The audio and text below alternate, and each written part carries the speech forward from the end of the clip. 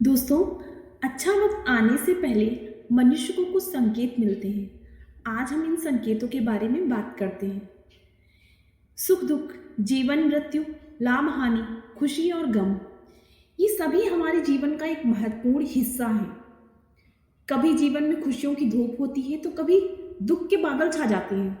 हर व्यक्ति के जीवन में उतार चढ़ाव आते ही रहते हैं। यह सब एक चक्र के कारण होता है। समय से बलवान कुछ भी नहीं। समय के आगे सबको झुकना पड़ता है। बड़े से बड़े इंसान को भी समय के आगे झुकना पड़ता है। आप लोगों ने भी अपने जीवन में कई अनेक व्यक्तियों को राजा से रंक तथा रंक से राजा बनते हुए देखा होगा। समय वह पावरफुल वेपन है जिसका घाव सबसे अधिक तेज होता है और कोई भी समय के घाव को नहीं भर सकता। हम लोगों को यह कैसे पता चल सकता है कि हमारे समय चक्र का दौर कैसा होने वाला है? समय हमारे लिए खुशियों के द्वार खोलेगा या संकट के? ऐसे कई सारे क्वेश्चंस आप सभी के मन में अवश्य आते होंगे। इसीलिए आज इस वीडियो में हम आपको कुछ ऐसे संकेतों के बारे में बताएंगे जिससे आपके जीवन में आने वाले शुभ समय के बारे में पता चल सकता है। जब नारद मुनि बैकुंठ धाम पहुंचे थे तब उन्होंने भगवान श्री विष्णु से इन संकेतों के बारे में पूछा था। तब भगवान श्री विष्णु ने उन्हें बताया कि वह स्वयं मनुष्य के पास कुछ ऐसे संकेत भेजते हैं जिससे वह अपने आने वाले समय के बारे में जान सकता है। वह संकेत प्रकृति द्वारा, पशुओं द्वारा, शुभ संकेतों द्वारा तथा मेरे भक्तों द्वारा भी मिल सकते हैं। इसके लिए मनुष्य को केवल उन संकेतों को समझने की आवश्यकता होती है। तो आइए चलते हैं उन संकेतों के बारे में बताते हैं जो स्वयं भगवान विष्णु ने बताए थे। पहला संकेत, अगर आपकी आंख ब्रह्म मुहूर्त में खुले यानी सुबह 4:30 बजे से 5:10 के बीच में और आपको ईश्वर का स्मरण हो जाए और आपको ऐसा प्रतीत हो कि जैसे आपको कोई किसी दिशा की तरफ ले जा रहा है, तो समझ जाइए कि आपके लिए कामयाबी के नए द्वार खुलने वाले हैं। आपको अपने जीवन की योग्य राय मिलने वाली है जिस पर ईश्वर स्वयं आपका समर्थन करेंगे।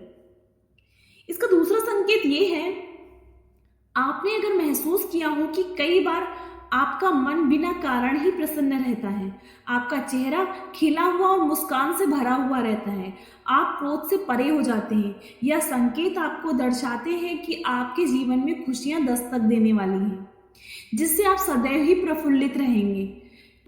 ऐसे समय में हम जिस चीज के बारे में सोचते भी नहीं हैं उस चीज के बारे में हमें खुशखबरी मिल जाती है। हमारे मन के अंदर ईश्वर वास करते हैं, इसीलिए बिना कारण ही प्रसन्न रहना ही एक शुभ संकेत होता है। तीसरा संकेत, अगर आपके घर के द्वार पर गौ माता बार बार कुछ खाने को आ जाए, बिल्ली आपके घर में बच्चों को जन्म दे, बंदर आपके घर के खाने की चीजें खुद उठाकर ले जाए या कोई पक्षी आपके आंगन में ही अपना डेरा बना ले और चहकता रहे, ऐसे कुछ शुभ संकेत यह दर्शाते हैं कि आपका आने वाला समय आपको बलवान बनाएगा जिससे आप अपने जीवन में योग्य पद पर पहुंचने वाले हैं। चौथा संकेत, छोटे बच्चों में ईश्वर स्वयं बसते हैं।